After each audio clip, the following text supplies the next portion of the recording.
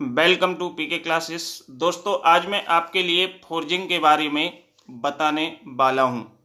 Forging introduction means forging क्या है, types of forging, advantage of forging and limitations.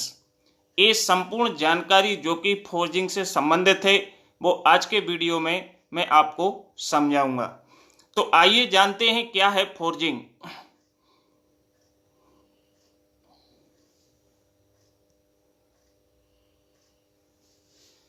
तो दोस्तों, यदि आपने अभी भी मेरा चैनल सब्सक्राइब नहीं किया है तो चैनल को सब्सक्राइब कर लें एंड वीडियो को लाइक एंड शेयर करें। तो forging forging is the process of farming and shaping metals in required shape and size. Forging जो है यह एक प्रोसेस है, प्रक्रिया है जो मेटल को बनाने की, कोई भी शेप में डिफॉर्म करने की, जो शेप हमको चाहिए है, required shape and size by compressive force, by applying compressive force. Compressive force लगा के, बल लगा के, किससे? हैमर से, प्रेस मशीन से या रोलर से। इन डिवाइसेस से हम बल लगाकर इसको क्या करते हैं, किसी भी रिक्वायर्ड शेप एंड साइज में डिफॉर्म कर सकते हैं। यह प्रक्रिया हमारी कहलाती है क्या? Forging. When forging process carried at a temperature above the recrystallization, जब हमारी फोर्जिंग प्रक्रिया या विधि गर्म करके करते हैं, means above the recrystallization temperature पर हीट करने के बाद मेटल को हम ठोक पीट कर उसको डिफॉर्म करते हैं रिक्वायर्ड शेप साइज में, तो उसको हम बोलते हैं हॉट फोर्जिंग। और and when forging process done, जब फोर्जिंग प्रोसेस होती है हमारी at temperature below the recrystallisation, means room temperature पे, रिक्रिस्टलाइजेशन तापमान से कम तापमान पे, तो उसको हम बोलते हैं कोल्ड फोर्जिंग। तो ये हमारी hot forging and cold forging process होती है। हिंदी में फोर्जिंग वही प्रक्रिया है जिसमें हम धातु या वर्कपीस को फोर्जिंग मशीन अथवा हथौड़े से पीट पीट कर कोई भी शेप साइज में जरूरत के अनुसार बदल लेते हैं। मीन्स हमें किस शेप की जरूरत है, किस शेप की आवश्यकता है, उसके अकॉर्डिंग हम क्या करते हैं, इसको बदल लेते हैं, तो उसे फोर्जिंग कहते हैं। उसको हम क्या बोलते हैं? फोर्जिंग। फोर्जिंग प्रोसेस में जब हम मेटल को गर्म करके कोई भी शेप बनाते हैं तो उसे हॉट फोर्जिंग कहते हैं, और जब हम बिना गर्म किए कोई भी शेप में धातु या वर्कपीस को बदलते हैं तो उसे कोल्ड फोर्जिंग कहते हैं। उदाहरण जैसे लोहड़ या लोहे को भट्टी में गर्म करके पीट पीट कर कुल्हाड़ी, तलवार, हंसिया आदि बनाते हैं, उसको हम क्या बोलते हैं? फोर्जिंग। वो फोर्जिंग प्रक्रिया से ही बनाए जाते हैं। ओके, तो ये हमारी क्या कहलाती है? Forging. Types of forging. Forging कितने प्रकार की होती है?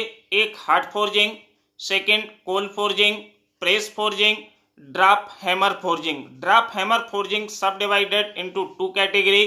First open die drop forging and second होती है क्लोज डाई ड्रॉप फोर्जिंग। तो ये फोर्जिंग प्रोसेस के प्रकार हैं, इतने टाइप्स की फोर्जिंग प्रक्रिया है जो होती है। नाउ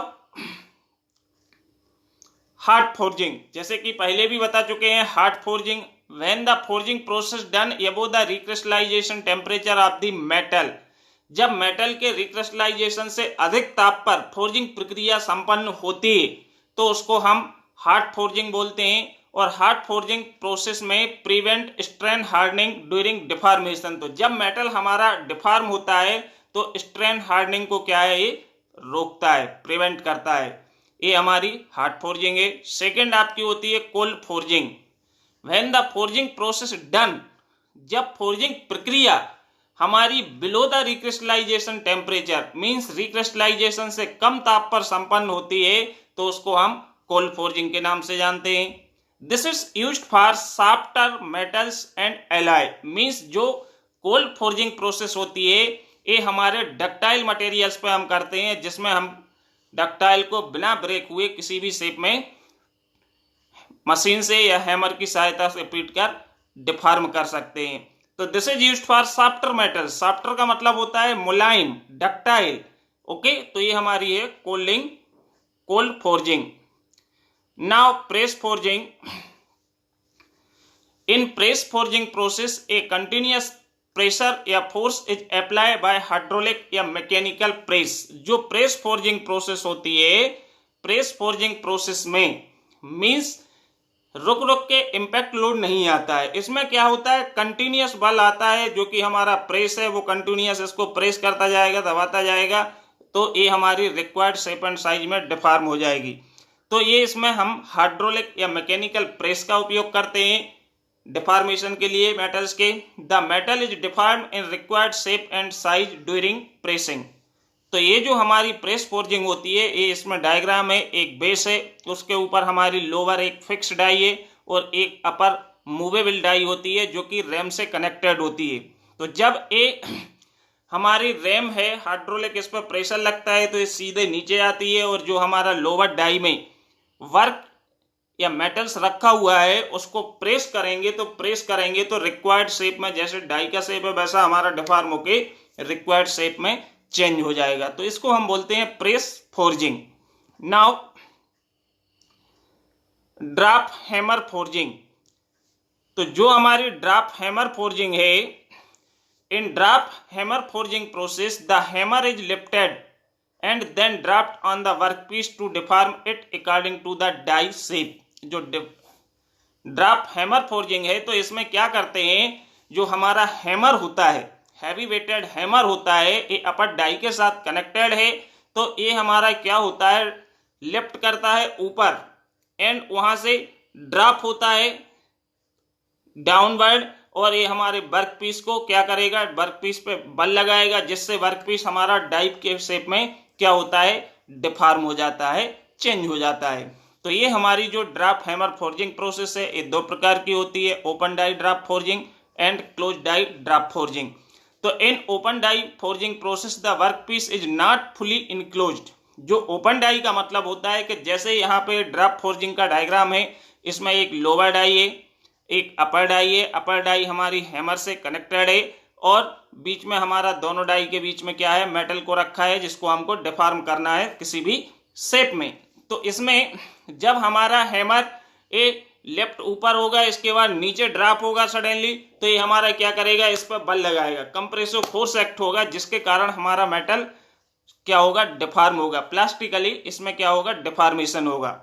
तो ओपन और क्लोज का मतलब होता है कि ओपन डाई फोर्जिंग प्रोसेस में हमारा जो वर्क पीस है वो कंप्लीटली क्लोज नहीं होता है, मींस अंदर बंद नहीं होता है, जबकि जो क्लोज डाई फोर्जिंग होती है, work piece is fully enclosed. वो हमारा उसमें डाई का शेप इस तरह से होता है कि वर्क पीस हमारा फुली इनक्लोज्ड होता है। तो ये हमारी कहलाती है drop hammer forging. Okay, now advantage and limitations of forging. Forging प्रक्रिया के क्या फायदे हैं, क्या इसकी एडवांटेज हैं। तो forging improve the grain structure of metal. यदि हम फोर्जिंग करते हैं तो फोर्जिंग से क्या होता है, मेटल का जो ग्रेन स्ट्रक्चर है, मेटल का ग्रेन स्ट्रक्चर क्या होता है, इंप्रूव होता है, अच्छा होता है। Forging improve mechanical property. इससे जो हमारी मैकेनिकल प्रॉपर्टी होती है, ये भी हमारी क्या होती है, चेंज होती हैं, ये भी हमारी अच्छी हो जाती हैं, इंप्रूव होती हैं। Less machining. यदि हम कोई फोर्जिंग प्रक्रिया से कोई पार्ट को बना रहे हैं तो उसमें हमको मशीनिंग की आवश्यकता नहीं पड़ती है, और यदि पड़ेगी भी तो बहुत कम, ना के बराबर मशीनिंग हमको करना पड़ेगी। यदि हमने फोर्जिंग से कोई भी प्रोडक्ट, कोई भी पार्ट्स को बनाया है तो लेस मशीनिंग या no machining is required by forging product. उस पार्ट के ऊपर फोर्जिंग, जो फोर्जिंग प्रक्रिया से बनाया गया है, उसमें हमको मशीनिंग की आवश्यकता नहीं होती है। Close tolerance and good surface finish. Forging प्रक्रिया से जो हम पार्ट्स बनाते हैं डिफॉर्म करके, इसमें जो सरफेस फिनिश होता है, बहुत अच्छा सरफेस जनरेट होता है, खुरदरा रफ सरफेस नहीं होता है। गुड सरफेस फिनिश, स्मूथ, हम फोर्जिंग प्रक्रिया से प्राप्त करते हैं। ये इसके एडवांटेज हैं। Now limitation of forging. Forging जो प्रक्रिया होती है, इसकी कुछ लिमिटेशंस भी होती हैं, जैसे हाई टूल मेंटेनेंस। फोर्जिंग प्रक्रिया में जो हम टूल्स का उपयोग करते हैं उसका मेंटेनेंस क्या होता है, ज्यादा होता है, मेंटेनेंस हाई होता है। High tool cost. इसमें जो हम डाई का उपयोग करते हैं, टूल का उपयोग करते हैं, इनकी कीमत ज्यादा होती है, क्या होते हैं, कॉस्टली होते हैं, हाई कास्ट होती है। ये भी एक लिमिटेशंस या डिसएडवांटेज भी बोल सकते हैं। Third, the rapid oxidation of metal surface, जो मेटल सरफेस होता है उसका ऑक्सीडेशन बहुत जल्दी होता है, किस पे, हाई टेम्परेचर पे, जिसके कारण स्केलिंग और डाई है जो हमारी उसका वियर होता है, मीन्स वो घिसती है, उससे मेटल धीरे धीरे रिमूव होता जाता है। तो ये हमारी क्या होती है, फोर्जिंग प्रक्रिया की लिमिटेशंस होती हैं। तो ये हमारे फोर्जिंग की सारी जानकारी कितने प्रकार की होती है, फोर्जिंग क्या होती है, इसके क्या एडवांटेज हैं, क्या डिसएडवांटेज या लिमिटेशंस हैं, ये आज की वीडियो में इतना ही। Thank you.